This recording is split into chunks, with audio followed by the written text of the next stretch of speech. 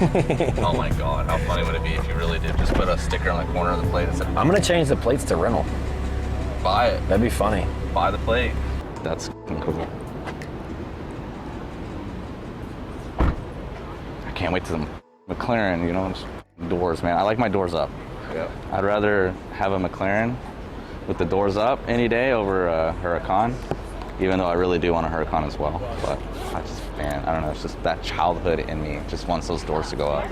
So we just got in a 6263 today. It's a watch for a client that I'm getting put back together correctly. I have the factory dial for it, but this is a service dial. And on service dials, the way you would tell is if you look at the red on the Daytona, it's small. So they call it a small red dial. If you look at this, you see the word Daytona is very big. So this is what you want to see on a factory dial. But actually, fun fact on this particular watch, it doesn't even say the word Daytona on it. The dial is right here. This is a factory original Sigma dial that goes to this case.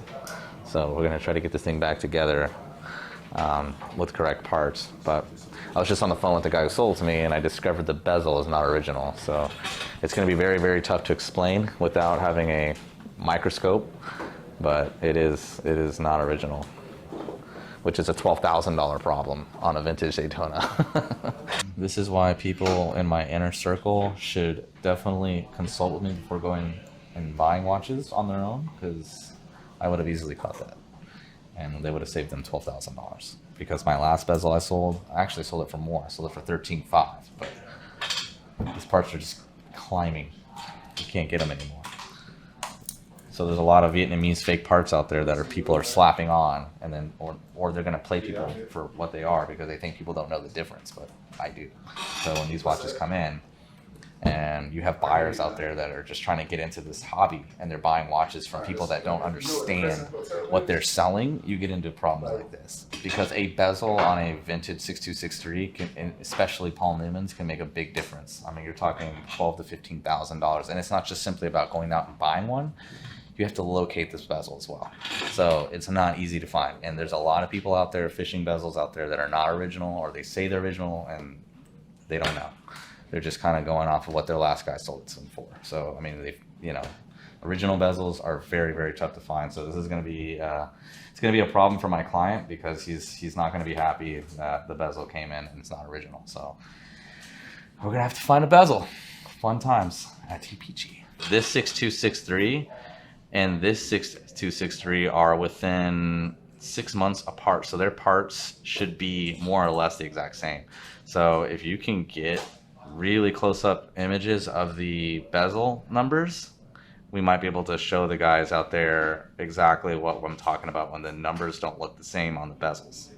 And I'll teach you guys while we're here a couple of things to look for in vintage Daytonas, especially ones that are in the older, in the older series. Like, these are the very first run of the 6263 line. So these are 1971, 1972 era.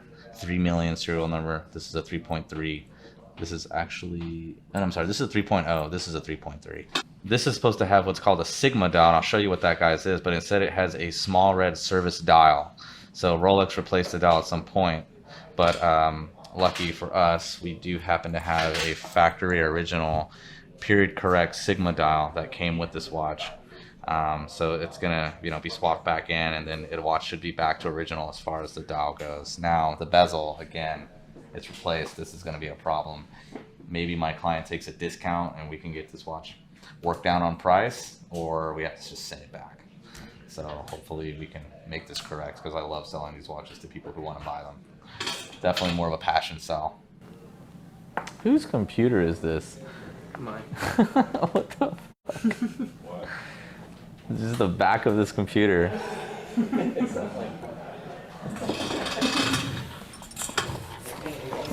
Y'all want to see the best tool in the game for doing macros? You guys got to buy this thing. I swear by this. Sandmark lenses. I don't have product placement with these guys. I should, because these things are incredible. They come with a case, they screw right on, and then you can just get incredible up-close shots of anything. Like, you can get a really good opinion on a part, or on a watch, or on a dial, just from this.